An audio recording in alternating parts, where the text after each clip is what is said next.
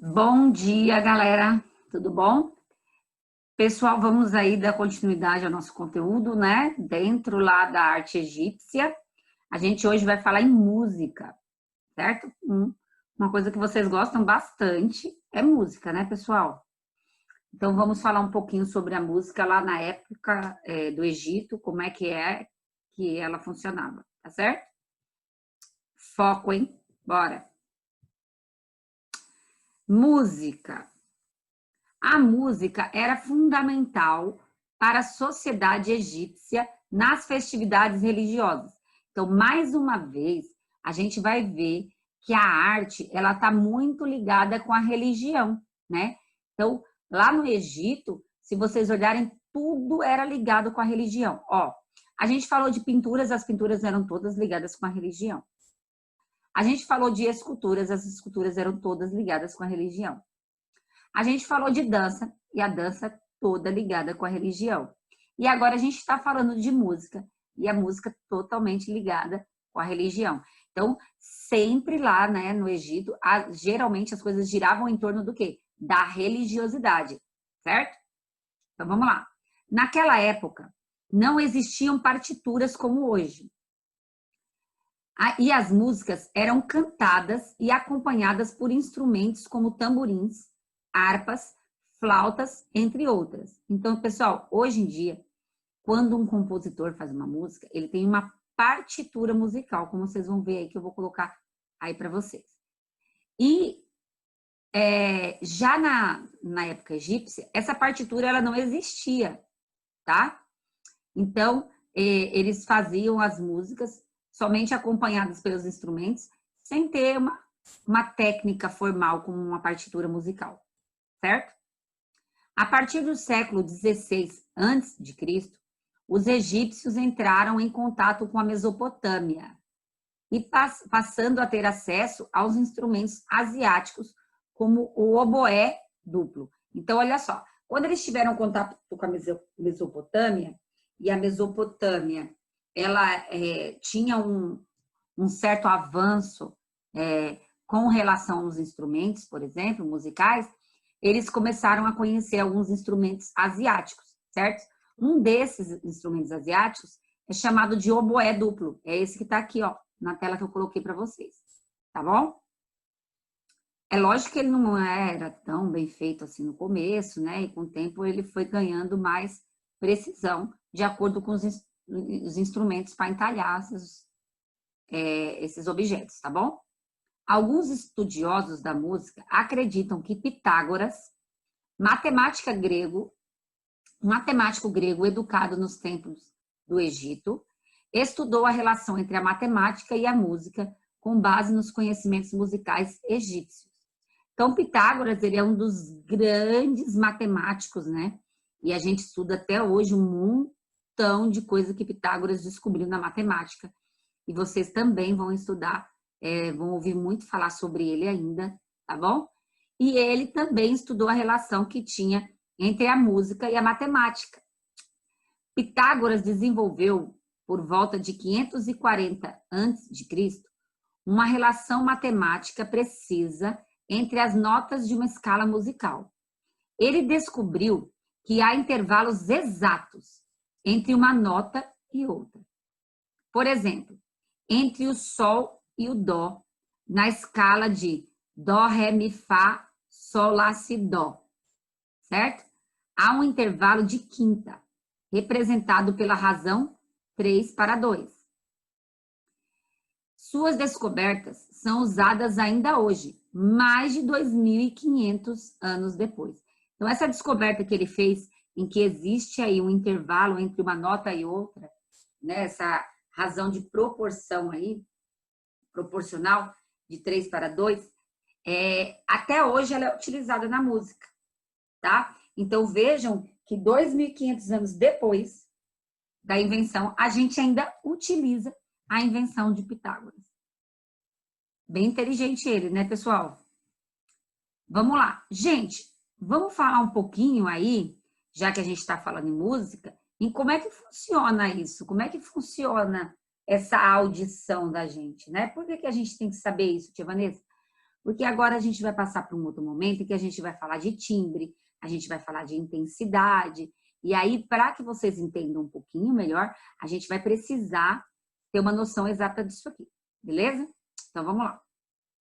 As vibrações sonoras se movem através dos ossículos para a cóclea. Vou mostrar para vocês isso aí. Vibrações sonoras fazem o líquido da cóclea se mover. O movimento do fluido causa contrações nas células ciliadas. Células ciliadas quer dizer que essa célula tem um monte de... como se fossem os cílios dos nossos olhos, tá? Um monte de cabelinhos. As células ciliadas criam sinais neurais que são captados pelo nervo auditivo. O nervo auditivo envia os sinais ao cérebro que interpreta nossos sons. Então, aqui vocês têm aí um canal, né? Auricular, o canal do nosso ouvido, tá bom? Agora, prestem atenção. Esse aqui é o pavilhão auricular, que é o nosso ouvido, e aqui é o canal auditivo, certo? Aqui, ó, no término dele, a gente tem o tímpano. Onde termina a orelha externa, a gente tem um tímpano, que separa da orelha média. Se a gente escuta sons muito altos, a gente prejudica aqui o nosso tímpano, tá bom? Nessa região aqui, nesse canal auditivo, a gente encontra bastante cera, né? Aquela cera que todo mundo fala, ai, que nojento, tá sujo, né? Só é falta de higiene quando essa cera está demais e está saindo da sua orelha. E aí você precisa dar uma limpadinha. Mas a nossa orelha, ela precisa ter essa viscosidade aqui dentro para evitar que objetos estranhos adentrem nosso ouvido, ok? Aqui, pessoal, vocês têm 3 ossinhos. Isso aqui são ossos, ó. O martelo, a bigorna e o estribo. São os menores ossos do nosso corpo. E na vibração deles, como tá falando aqui, ó, na vibração sonora que se move nos ossículos, esses ossos aqui, ó. Então, quando esses ossículos, eles se movem, né, devido à vibração que a gente escuta, tá bom? Essa vibração é passada aqui para cóclea, tá vendo a cóclea? Tem gente que chama de labirinto, tá bom? O que acontece? Dentro dessa cóclea vai ter lá as células ciliadas, que elas também vão se mover, certo? De acordo com esse líquido aí da cóclea, de acordo com a vibração que você escutou.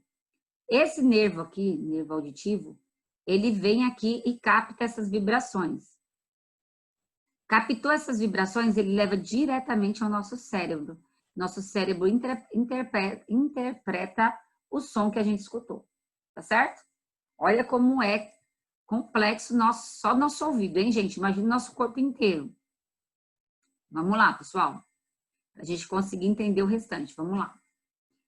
Elementos constitutivos da música. Nós estamos cercados de som por todos os lados. Todos os sons que nossos ouvidos percebem são produzidos por vibrações, ou por meio, ou seja, por movimentos diversos. Então, pessoal, tudo que a gente escuta, tudo que vocês escutam, é fruto das vibrações que chegam lá nos nossos pequenos ossos, né, nossos ossículos, que são os menores ossos do nosso corpo, certo?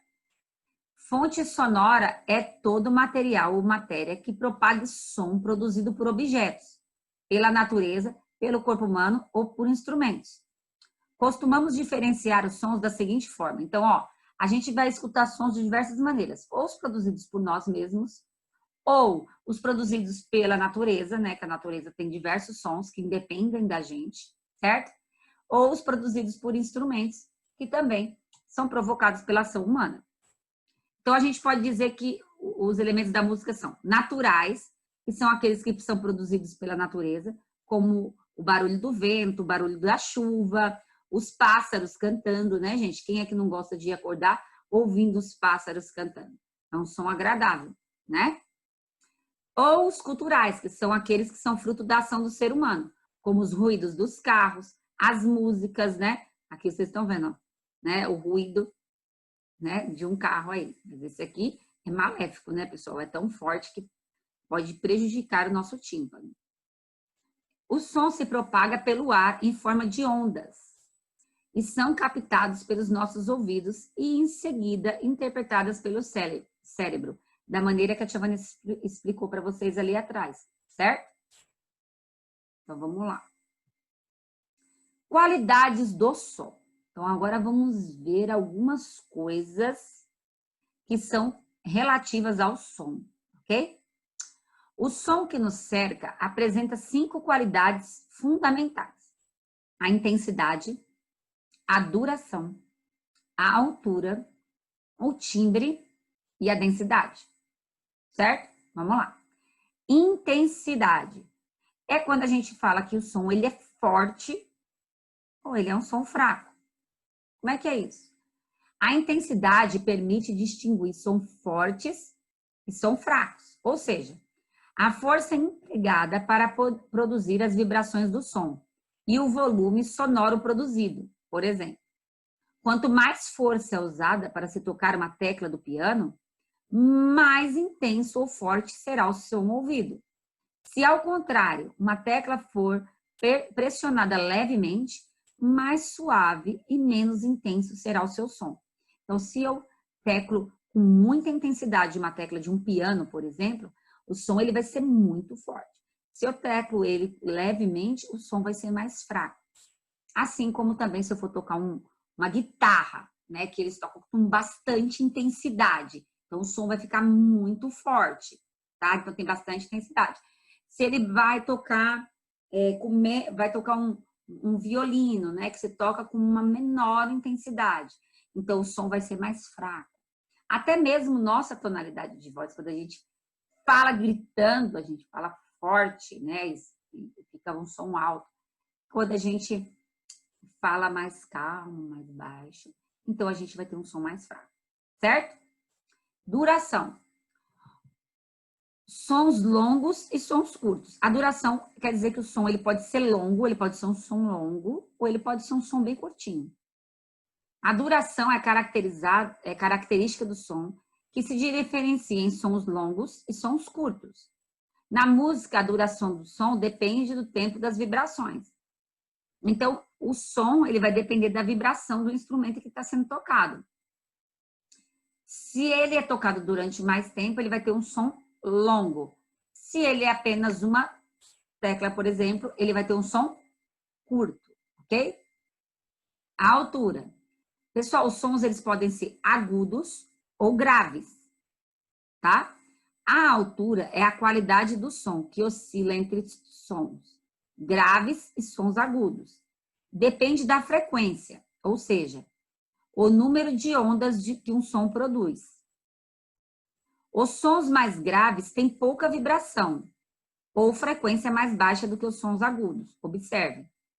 Aqui vocês têm uma vaca, né? O mugido dessa vaca, gente, é um som grave, é um som forte.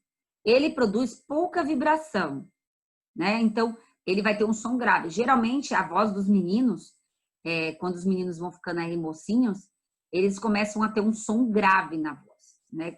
A gente fala voz de homem, né? Já o som agudo é aquele som mais estridentezinho, mais fininho. Ele é um som que ele vai causar mais vibração. Vocês já devem ter visto em algum momento aí pessoas que quebram taças de cristais cantando, né? Com o barulho da voz, cantando. Essa taça ela só vai ser quebrada se o som for agudo. O som grave não quebra. O som tem que ser agudo. Por quê? Ele vai causar tanta vibração, que a taça vai quebrar. Então, quanto mais vibração ele causa, mais fácil a taça quebrar. As meninas, geralmente, elas têm a voz aguda, enquanto os meninos têm a voz grave, tá? Então, a voz aguda é aquela assim, minha mãe, deixa eu passear. E a voz grave é como? Mãe, deixa eu passear. Então, você vai ter uma voz diferente. Na voz aguda é um som fino, a gente diz que é um som fino. E na voz grave é um som grosso, ok? Olhem, observem aqui esse desenho aqui, está mostrando uma frequência de sons, ok? Na figura, podemos ver 2 sons sendo representados. Em azul, um som com frequência mais baixa. Tá vendo, ó? Ele é mais, ó, não tem tantos ciclos, tá vendo? Ele não tem tanta vibração. E em menor quantidade, por isso ele é o som grave. Esse azul aqui é o som grave, porque ele tem a menor vibração. Já o vermelho, ele é o quê? É uma frequência mais elevada, com ciclos de menor comprimento e em maior quantidade. Ele é o som agudo. Então, aqui, ó, ele tem bastante vibração. É o som agudo. Então, o som agudo, ele sempre vai ter mais vibração do que o som grave. Certo? Bora lá. Timbre. O que é o timbre? O timbre é a qualidade que permite identificar uma fonte sonora.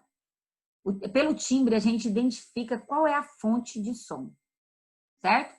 O timbre permite reconhecer se um som é um canto de um pássaro, um ruído, uma batida de uma porta, uma voz familiar ou um instrumento, por exemplo. O timbre é que permite que a gente perceba o que é que está sendo, qual é o barulho, de que é. O timbre permite distinguirmos diferentes fontes sonoras graças ao formato da onda. O timbre é a característica dos sons que nos permite diferenciar uma nota musical emitida por um piano de um violino, por exemplo. O timbre é o formato da onda sonora. Cada instrumento musical apresenta um modo de vibração próprio, que resulta na produção de um som característico. O timbre também garante que a voz humana seja diferente em cada indivíduo, permitindo que ativemos dispositivos por meio de comandos de voz, por exemplo. Então, vocês já devem ter visto que hoje em dia tem alguns dispositivos que a gente comanda assim, apague a luz, né? Acenda a luz, fecha as janelas, né? Isso aí, geralmente as pessoas que são mais, que têm bastante condição financeira, elas têm esse tipo de instrumentos em casa, que tudo que ela fala ativa para que aquele instrumento faça as ações por ela. Então, esse instrumento, ele vai conhecer o timbre da voz. Por isso que se outra pessoa falar, ele não cumpre, porque ele conhece o timbre da voz do proprietário.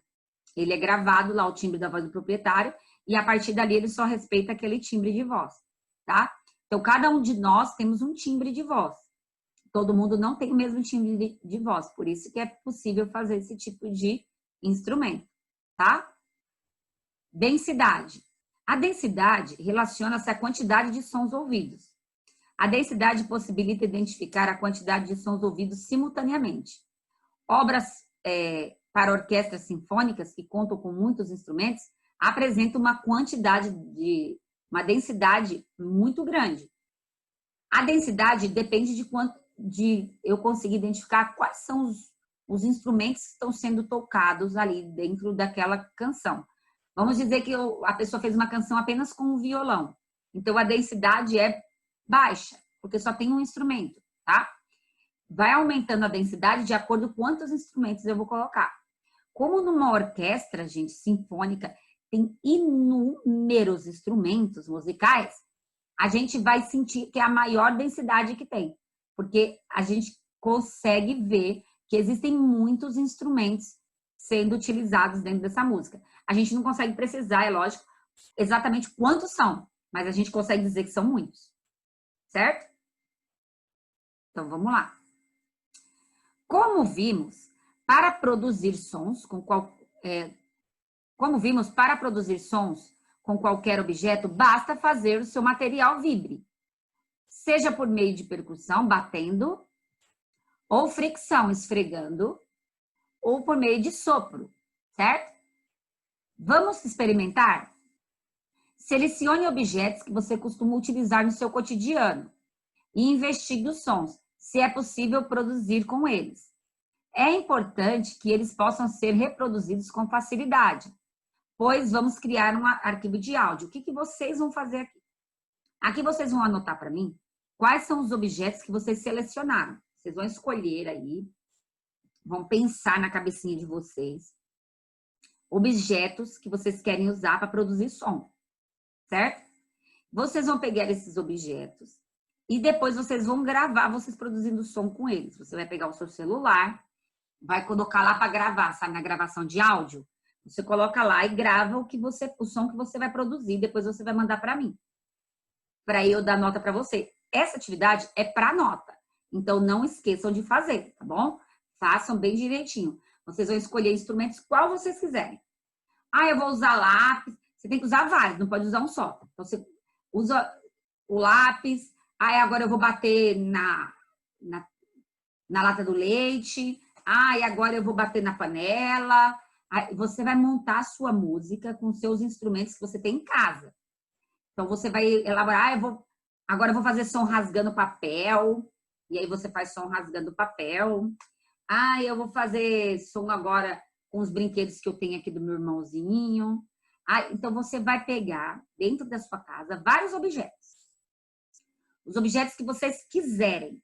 Prestem bem atenção, tá? Vocês vão pegar os objetos que vocês quiserem. Vão colocar em cima de algum lugar e vão escolher como é que você vai fazer. Ah, primeiro eu vou tocar esse, depois eu vou tocar esse, depois eu vou tocar esse, depois eu vou tocar esse. Ou eu vou tocando um e vou tocando o outro. Você que vai escolher. Você vai montar um ritmo aí e você vai escolher como é que você vai fazer. Aí depois que você fizer o teste, você pega seu celular, coloca para gravar e grava esse áudio que você montou e você me manda. Tá bom? E aí a tia Vanessa vai dar nota para vocês em cima deste áudio que vocês vão fazer. É super fácil, né, pessoal? Vocês só precisam escolher mesmo quais os instrumentos que vocês vão utilizar para fazer isso. Mas não deixe para a última hora. Já faça. Porque depois vocês falam assim, tia Vanessa, o que é para fazer mesmo? Então aí eu vou mandar você assistir a aula de novo para você poder entender. Presta bem atenção, tá bom? Então, você vai fazer uma gravação com objetos que você quiser, tá bom? Fazendo o som do jeito que você quiser. Até com o próprio corpo dá para você fazer, tá bom? Com o corpo, com o que tiver do seu lado, batendo em alguma coisa, batendo em uma lata, com o seu lápis batendo em lata. Você vai escolher. Aí você vai montar o seu som e vai mandar para mim. É lógico que é legal que você consiga fazer uma sequência bem legalzinha para você ganhar uma nota legal também, tá bom? O seu som não pode, gente, ter mais de 1 minuto. Então, você vai gravar no máximo 1 minuto, ok? Beijinho. Vamos lá. Quero ver quem é que vai fazer direitinho. Essa atividade aqui, pessoal, da página 22, a gente vai fazer na nossa aula de Zoom. Eu vou colocar uma música para vocês e aí vocês vão verificar qual a intensidade dela, qual é a duração, qual que vocês acham que é a duração, qual é a altura, certo? Qual é o timbre e qual é a densidade. Então, da nossa aula, a gente vai fazer na aula de Zoom. Que aí eu vou escolher 2 músicas e a gente vai fazer isso aqui juntos, tá bom? Se eu mandar vocês fazerem sozinho, pode ser que vocês se confundam. Então, eu prefiro fazer com vocês, tá certo? Então, vamos lá. Agora é com você. Você vai fazer a página 21 para nota, aquela musiquinha que eu te pedi, tá bom? E a página 22 a gente vai fazer na nossa aula de Zoom. Não deixem para a última hora, hein, turminha? O ano passado, ou a semana passada, eu deixei vocês tranquilos, sem atividade para fazer. Agora, essa semana, eu quero atividade, tá bom? Beijo, fiquem com Deus. Não deixem as atividades para a última hora, tá bom? Tchau, tchau.